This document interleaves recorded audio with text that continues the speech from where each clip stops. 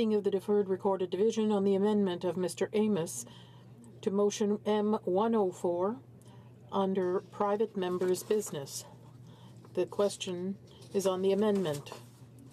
Mr. McGuinty, seconded by Mr. Scarpaleggia, moved that the Standing Committee on Environment and Sustainable Development be instructed to undertake a detailed study with regard to the creation of an Ottawa River Watershed Council, which would bring a comprehensive, inclusive co-management approach to the Ottawa River watershed in order to foster ecological integrity, sustainable economic opportunities, and quality of life. In its study, the committee shall examine 1. The council membership, which would include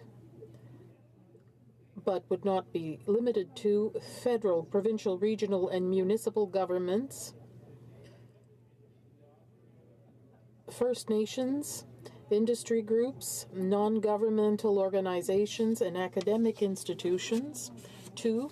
Important indicators such as water quality, biodiversity, and shoreline integrity in order to assist with the creation of a co-management plan and conservation strategy. 3. May I dispense?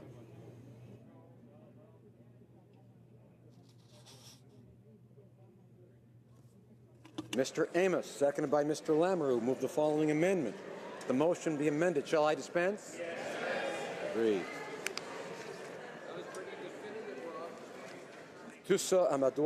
All those on my right who support the amendment will please rise. Oh, fifth row on my right. Mrs. Jordan. Mrs. Jordan. Mr. Johar. Mr. Kong. Mr. Kong. Ms. Khalid. Ms. Khalid. Madame Lapointe. Madame Lapointe. Monsieur Lefebvre. Monsieur Lemieux. Monsieur Lemieux. Mr. Levitt. Mr. Levitt. Mrs. Lockhart. Mrs. Lockhart. Mr. Long. Mr. Long. Ms. Ludwig. Ms. Ludwig. Mr. Maloney. Mr. Maloney. Monsieur Massé, Avignon-le-Métis, Matane-Matapédia. Monsieur Massé, Avignon-le-Métis, Matane-Matapédia. Mr. May Cambridge. Mr. May Cambridge. Mr. McDonald. Mr. McDonald. Mr. McKinnon, Coquitlam, Port Coquitlam. Mr. McKinnon, Coquitlam, Port Coquitlam. Mr. McLeod, Northwest Territories. Mr. McLeod, Northwest Territories. Mr. Morrissey. Mr. Morrissey. Madame Nassif. Madame Nassif. Ms. O'Connell. Ms. O'Connell. Mr. Oliver. Mr. Oliver. Mr. O'Regan. Mr. O'Regan. Mr. Ouellet. Mr. Ouellet. Mr. Peterson. Mr. Peterson. Monsieur Robillard. Monsieur Robillard. Mr. Rosnack. Mr. Rosnack. Ms. Sahota. Ms. Sahota. Mr. Saini. Mr. Saini. Mr. Sanga. Mr. Sanga. Mr. Sarai. Mr. Sarai. Mrs. Schultz. Mrs. Schultz. Madame Shanahan. Madame Shanahan. Mr. Sidhu, Mission Masquerade, Fraser Canyon. Mr. Sidhu, Mission Matsui Fraser. Mr. Area. Mr. Area. Mr. Ayub. Mr. Ayub. Mr. Badaway. Mr. Badaway. Mr. Bayless. Mr. Bayless. Mr. Chan. Mr. Chan. Mr. Biddle. Mr. Biddle. Mr. Basio. Mr. Basio. Mr. Bettina. Mr. Bettina. Mr. Breton. Mr. Breton. Mr. Chen. Mr. Chen. Ms. Dabroussen. Ms. Dabroussen. Ms. Dillon. Ms. Dillon. Mr. Diorio. Mr. Diorio. Mr. Drouin. Mr. Drouin. Ms. Tassi. Ms. Tassi. Ms. Jerowitz. Ms. Zerowitz. Mr. Isassi. Mr. Assassi. Mr. Ellis. Mr. Ellis. Erskine Smith. Mr. Erskine Smith. Mr. Ailson. Mr. Ailson. Mr. Fergus. Mr. Fergus. Mr. Finnegan. Mr. Finnegan. Mr. Fisher. Mr. Fisher. Mr. Fonseca. Mr. Fonseca. Mr. Fregiscato. Mr. Fregiscato. Mr. Fraser Westnova. Mr. Fraser Westnova. Mr. Fraser Central Nova. Mr. Fraser Central Nova. Mr. Fewer. Mr. Mr. Fewer. Garrettson. Mr. Garrettson. Mr. Greywall. Mr. Greywall. Mr. Hardy. Mr. Hardy. Mr. Graham. Mr. Graham. Mr. Harvey. Mr. Harvey. Mr. Housefather. Mr. Housefather. Monsieur Yacono. Mr. Yacono. Rangé à ma droite. Mr. Jesnevsky. Mr. Jesnevsky. Mr. Dhaliwal. Mr. Dhaliwal. Mr. Shifty. Mr. Shifty. Mr. Virani. Mr. Virani. Ms. Goldsmith-Jones. Ms. Goldsmith-Jones. Mr. Fillmore. Mr. Fillmore. Mr. Algabra. Mr. Algabra. Mr. DeCourcy. Mr. DeCourcy. Mr. Beach. Mr. Beach. Ms. Rudd. Ms. Rudd. Mr. Duguid. Mr. Duguid. Mr. Lamoureux. Mr. Lamoureux. Mr. McKinnon-Gatineau. Mr. McKinnon-Gatineau. Mrs. McCrimmon. Mrs. McCrimmon. Ms. Petitpas-Taylor. Ms. Petitpas-Taylor. Mr. Mendicino. Mr. Mendicino. Mr. Blair. Mr. Blair. Mr. Poisson. Mr. Poisson. Ms. Hutchings. Ms. Hutchings. Ms. Young. Ms. Young. Mr. Pesky-Solido. Mr. Pesky-Solido. Madame Mendez. Madame Mendez. Monsieur Dubourg. Monsieur Dubourg. Ms. Alice-Lev. Ms. Alice-Lev. Mr. Amos. Mr. Amos. Mr. Ananda-Sangari. Mr. Nanda-Sangari. Monsieur Arsenault. Monsieur Arsenault. Deuxième rangée. Second row at my right.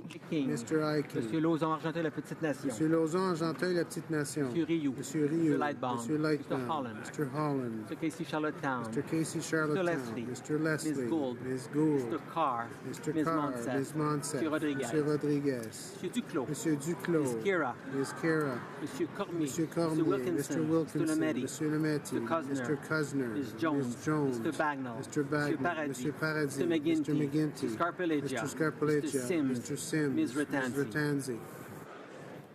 Première rangée à ma droite. First row at my right. Mr. Hare, Ms. Qualtrough, Mr. Sajan, Mrs. Philpott, Mr. Goodale, Mr. Goodale, Monsieur Champagne, Monsieur Champagne, Ms. Freeland, Ms. Freeland, Monsieur Leblanc, Monsieur Leblanc, Ms. Chager, Ms. Chager, Monsieur Trudeau, Mr. Morneau, Mr. Bryson, Mr. Bryson, Ms. Wilson-Raybould, Ms. Wilson-Raybould, Mr. Macaulay-Cardigan, Mr. Macaulay-Cardigan, Madame Le Boutillier, Madame Bibeau, Madame Mr. Bibeau, Hussain, Mr. Hussain, Ms. McKenna, Ms. McKenna, Mr. Baines, Mr. Baines, Ms. Haidu, Ms. Bennett, Ms. Ms. Mahaichuk, Mahaichuk, Mr. Casey Cumberland-Colchester, Mr. Casey Cumberland-Colchester, Mr. Easter, Mr. Easter, Ms. Fry, Ms. Fry, Mr. McKay, Mr. McKay, Mr. Nault. Mr. Nault. All those at my left in favor of the amendment will please rise. Fifth row. Mrs. Zaid, Mr. Rota, Mr. Rota, Madame Fortier, Madame Fortier, Madame Lambropoulos, Madame Lambropoulos, Ms. Ing, Ms. Ing, Ms. May Saanich Gulf Islands, Ms. May Saanich Gulf Island, Rangé à ma gauche. Fourth row at my left. Vada, Ms. Vanden Bell, Mr. Whalen, Mr. Whalen, Mr. Weir, Mr. Weir, Mr. Stetsky, Mr. Stetsky, Mr. Cannings, Mr. Cannings, Mr. Johns, Mr. Johns, Ms. Ashton, Ms. Ashton, Ms. Blaney North Island Powell River, Ms. Blaney North Island Powell River, Madame Hughes, Madame Hughes, Troisième rangée. Third row at my left. Tabera, Mr. Tabera, Mr. Tam, Mr. Tam, Mr. Stewart, Mr. Stewart, Duval, Mr. Duval, Mr. Aubin, Mr. Aubin, Ms. Malcolmson, Ms. Malcolmson, Mr. Saganache, Mr. Saganache, Ms. Ramsey, Ms. Ramsey, Jolibois, Ms. Jolibois, Madame Sans Souci, Madame Sans Souci, Monsieur Choquette, Monsieur Choquette, Madame Trudel, Madame Trudel, Deuxième rangée. Second row at my left. and South, Ms. Sidhu Brampton South, Mr. Sican, Mr. Sican, Mr. Sorbera, Mr. Sorbera, Mr. Garrison, Mr. Garrison, Madame Quash, Madame Monsieur Quash, Dussault, Monsieur Dussault, Monsieur Boulris, Monsieur Boulris, Ms. Kwan, Ms. Kwan, Ms. Benson, Ms. Benson, Rangé à ma gauche. First row at my left.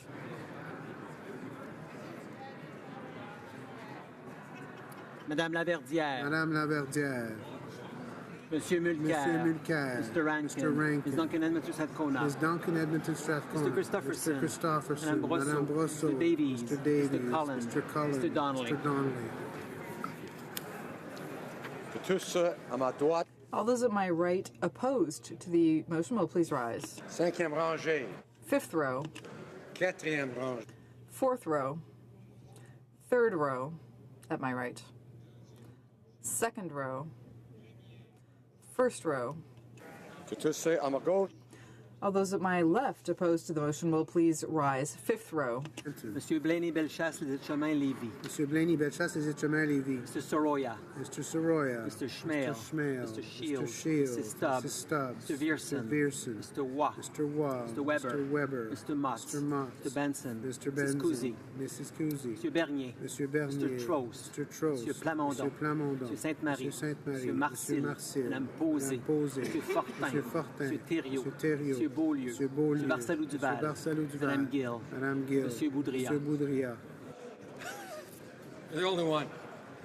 Quatrième rangée à ma gauche. Fourth row at my left. Mr. Albus, Mr. Zimmer, Mr. Zimmer, Mr. Falk, Mr. Falk, Mr. McGuire, Mr. Barlow, Mr. Arnold, Mr. Arnold, Mr. Glinsky, Mr. Glinsky, Mr. Berthold, Mr. Berthold, Mr. Cooper, Mr. Cooper, Mr. Diot, Mr. Diot, Mr. Janis, Mr. Janis, Mr. General, Mr. General, Ms. Harder, Ms. Harder, Mr. Kelly, Mr. Kelly, Kitchen, Mr. Kitchen, Mr. Kimmich, Mr. Kimmich, Mr. Macaulay Edmonton West, Mr. Macaulay Edmonton Mr. West, Leiper, Mr. Leiper, Mr. Nader, Mr. Nader, Mr. Nuttall, Mr. Nuttall, Troisième rangée à ma gauche. Third row at my left. Mr. Lake, Monsieur Lauzon, Stormont, South Glengarry, Mr. Lozon, Stormont Dundas, South Glengarry, Mr. Albrecht, Mr. Albrecht, Mr. Calkins, Mr. Calkins, Mr. Shipley, Mr. Van Mr. Kesteren, Van Kesteren, Mr. Miller, Bruce Gray, Owen Sound, Mr. Miller, Bruce Gray, Owen Sound, Mr. Mackenzie, Mr. Mackenzie, Mr. Sweet, Mr. Sweet, Madame Boucher, Boucher, Mr. Law, Mr. Law, Mr. Généreux, Mr. Généreux, Mr. Gould, Mr. Richards, Mr. Richards, Mr. Sopak, Mr. Sopak, Deuxième rangée à ma Mr. gauche. Tilson, Second row at my left. Gallant, Mrs. Mr. Gallant, Warwa, Mr. Warwa, Mr. Doherty, Mr. Doherty, Mr. Clark, Mr. Clark, Mr. Pulis, Mr. Pulis, Mr. Allison, Mr. Allison, Mr. Carey, Mr. Carey, Mr. Reed, Mr. Reed, Workington, Mr. Workington, Mr. Brown, Mr. Brown, Mrs. Vecchio, Mrs. Vecchio, Mr. Aboutaïf, Mr. Aboutaïf, Mrs. Wong, Mrs. Wong, Ms. Gladue, Ms. Gladue, Mr. McColeman, Mr. McColeman, Mr. Reyes, Mr. Reyes, Mr. Broussard, Mr. Broussard, Mr. Sorensen, Mr. Sorensen,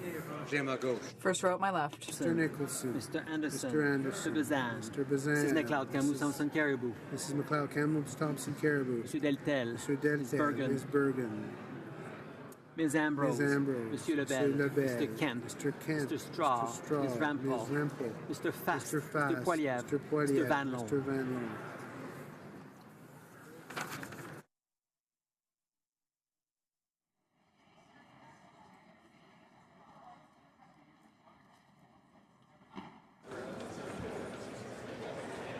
Yeas pour 191, 191. Nays contre 92, 92. Je déclare l'amendement. I declare the amendment carried.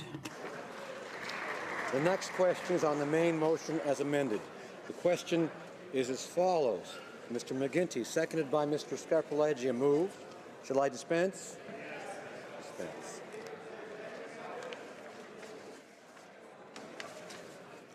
Is it the pleasure of the House to adopt the motion?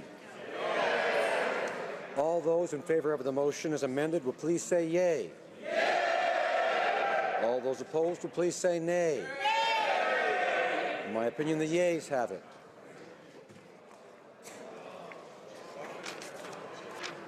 All those at my right in favor of the motion as amended will please rise. Fifth row.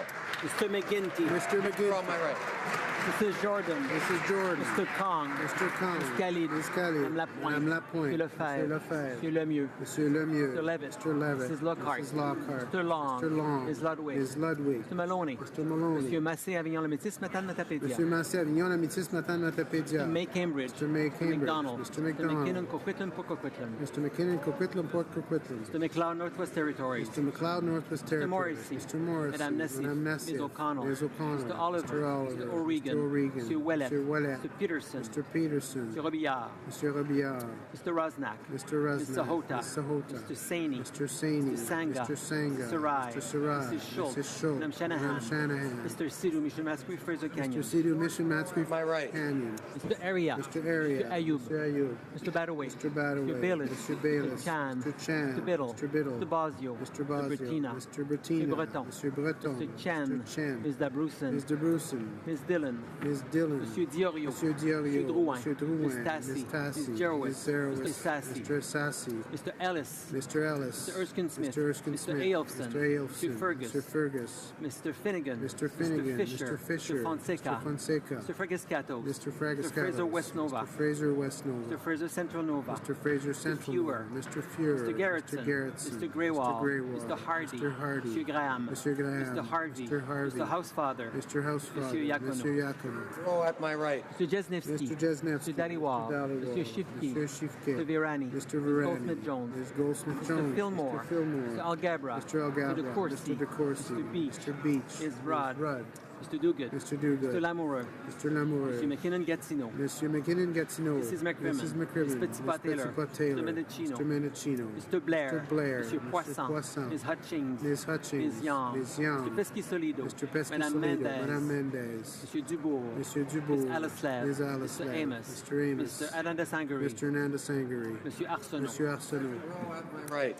Mr. Hiking. Mr. Hiking. Monsieur Lauzon, Argentin la Petite Nation. Monsieur Lauzon, Argentin, la Petite Nation. Monsieur Rioux. Monsieur Rioux. Mr. Lightbound. Monsieur Lightbound. Mr. Holland. Mr. Holland. Casey Charlottetown. Mr. Casey Mr. Leslie. Charlatan. Mr. Leslie. Ms. Gould. Mr. Carr. Mr. Carr. Ms. Monsef. Monsef. Monsieur Rodriguez. Monsieur Rodriguez. Monsieur Duclos. Monsieur Duclos. Ms. Kira. Ms. Kira. Monsieur Cormier. Monsieur Mr. Cormier. Wilkinson. Mr. Wilkinson. Mr. Lemaitre. Monsieur Lemaitre. Mr. Cosner. Mr. Cosner. Ms. Jones. Ms. Jones. Mr. Bagnall. Mr. Bagnall. Mr. Scarpaleggia. Mr. Scarpaleggia. Mr. Sims. Mr. Sims. Ms. Ratanzi. Ms. Ratanzi. First row at my right. Mr. Hare. Mr. Ms. Hare. Qualtrough. Ms. Mr. Sajan. Mr. Sajan. Mrs. Mrs. Philpott. Philpott. Mr. Goodale. Mr. Goodale. Mr. Champagne. Mr. Champagne. Ms. Freeland. Ms. Freeland. Mr. Leblanc. Monsieur Leblanc. Ms. Jaeger. Ms. Jaeger. Mr. Trudeau. Monsieur Trudeau. Mr. Morneau. Mr. Morneau. Mr. Bryson. Mr. Bryson. Ms. Wilson Raybould. Ms. Wilson Mr. Raybould. Macaulay Cardigan. Mr. Macaulay Cardigan. Madame Le Boutillier. Madame Le Boutillier. Madame Bibot. Madame Bibot. Mr. Hussain. Mr. Hussain. Ms. McKenna. Ms. McKenna. Mr. Baines. Mr. Baines. Ms. Haidu. Ms. Haidu. Ms. Bennett. Ms. Bennett. Ms. Mahaichuk. Ms. Mr. Casey Mahaichuk. Cumberland Colchester. Mr. Casey Cumberland Colchester. Mr. Easter. Mr. Easter. Ms. Fry. Ms. Fry. Mr. McKay. Mr. McKay. Mr. Nault. Mr. Nault. Et de retour à Monsieur Paradis. Monsieur Paradis. All those at my left in favor of the motion will please rise. Fifth row. Mrs. Zahid. Mrs. Zaid. Mr. Rota. Mr. Madame Rota. Fortier. Madame Fortier. Madame Lambropoulos. Madame Lambropoulos. Ms. Ing. Ms. Ing. Ms. May Sanet Golf Island. Ms. May Sanders Gulf Island. Row at my left. Monsieur Vandal. Mr. Ms. Vandal. Vandenbell. Ms. Vandenbell. Mr. Whalen. Mr. Whalen. Mr. Weir, Mr. Weir, Stetsky, Mr. Stetsky, Cannings, Mr. Cannings, Mr. Johns, Mr. Johns, Ms. Ashton, Ms. Ashton, Ms. Blaney, North Island, Powell Ms. River, Blaney, North Island, Powell River, Madame Hughes. Madame Hughes, My left. Mr. Tabera, Mr. Tabera, Mr. Mr. Tan, Mr. Stewart, Mr. Mr. Stewart, Duval, Mr. Duval, Mr. Aubin, Mr. Ms. Aubin, Malcolmson, Ms. Malcolmson, Mr. Saganache, Mr. Saganache, Ms. Ramsey, Ms. Ramsey, Jolibois, Ms. Jolibois, Madame Sans Madame Souci, Sans Souci, Mr. Choquette, Mr. Choquette, Madame Trudel, Madame Trudel, Second row at my left. Ms. Sidhu Brampton South, Ms. Sidhu Brampton South, Secan, Mr. Secan, Mr. Sorbera, Mr. Sorbera, Mr. Garrison, Mr. Garrison, Madame Quash, Madame Monsieur Quash, Dussault, Monsieur Monsieur Dussault, Boulris, Madame, Monsieur Ms. Boulris, Kwan, Ms. Kwan, Ms. Benson, Ms. Benson, Row at my left. Madame Laverdière, Madame Laverdière, Mulcair, Monsieur Mulcair, Mr. Rankin, Mr. Rankin, Ms. Duncan Edmonton Ms. Strathcona, Duncan Edmonton Strathcona, Mr. Christopherson, Mr. Christopherson, Madame Brosseau, Madame Brosseau, Mr. Davies, Mr. Davies, Mr. Cullen, Mr. Cullen, Mr. Donnelly, Mr. Donnelly,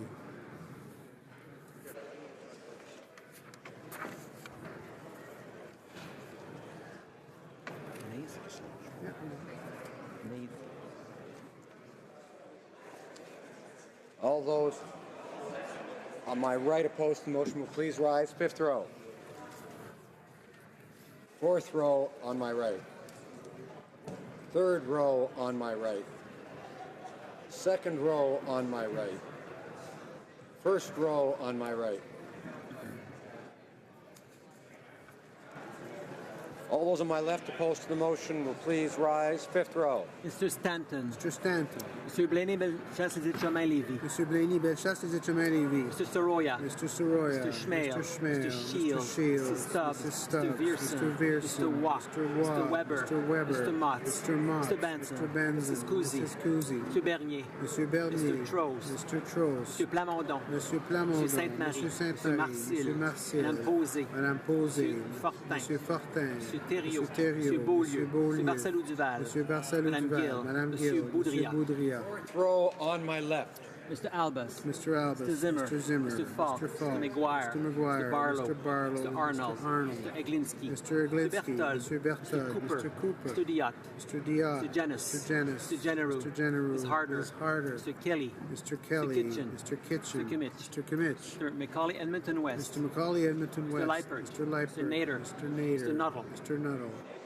Third row on my left. Mr. Lake, Mr. Lake, Monsieur Lauzon, Stormont, Dundas, Glengarry, Mr. Lozon, Stormont Dundas, South Glengarry, Mr. Albrecht, Mr. Albrecht, Mr. Calkins, Mr. Calkins, Mr. Shipley, Mr. Shipley, Mr. Van Kesteren, Mr. Van Kesteren, Mr. Miller, Bruce Gray, Owen Sound, Mr. Miller, Bruce Gray, Owen Mr. Sound, Mackenzie, Mr. Mackenzie, Sweet, Mr. Sweet, Madame Boucher, Madame Boucher, Mr. Lobb, Mr. Lobb, Mr. Généreux, Mr. Généreux, Mr. Gould, Mr. Mr. Gould, Richards, Mr. Richards, Mr. Sopak, Mr. Sopak, Second row on my left. Mr. Tilson, Mr. Mrs. Tilson, Gallant, Mrs. Gallant, Mr. Warwa, Mr. Doherty, Mr. Doherty, Mr. Clark, Mr. Clark, Mr. Pulis, Mr. Pulis, Mr. Allison, Mr. Allison, Mr. Carey, Mr. Carey, Mr. Reed, Mr. Reed, Mr. Workington, Mr. Workington, Mr. Brown, Mr. Brown, Mrs. Vecchio, Mr. Abul Taif, Mr. Abul Taif, Mrs. Wong, Mrs. Ms. Wong, Gladue, Ms. Gladue, Mr. McColeman, Mr. Mr. McColeman, Reyes, Mr. Reyes, Mr. Broussard, Mr. Broussard, Mr. Sorensen, Mr. Sorensen, First row on my left. Mr. Nicholson, Mr. Nicholson, Mr. Anderson, Mr. Anderson, Mr. Bazan, Mr. Bazan, Mrs. McLeod, Kamloops Thompson Caribou, Mrs. McLeod, Kamloops Thompson Caribou, Mr. Deltel, Mr. Deltel, Ms. Bergen, Ms. Bergen, Ms. Ambrose, Ms. Ambrose, Mr. Lebel, Lebel, Mr. Kent, Mr. Kent, Mr. Straw, Mr. Straw, Ms. Rampel, Ms. Rampel, Mr. Fast, Mr. Fast, Mr. Poiliev, Mr. Poiliev, Mr. Van Mr. Loon. Van Loon.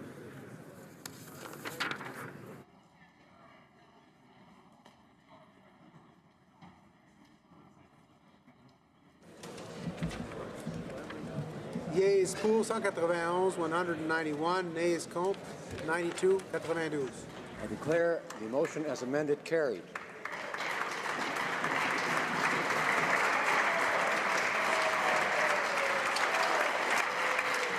Hello. Order. Hello. Conformément Pursuant to an order made on Monday, April 3rd, 2017, the House will now proceed to the taking of the deferred recorded division on motion M102 under private members' business in the name of Mr. Massé, Avignon, La Métis, Matane, Matapédia. La question est la suivante. The question is as follows.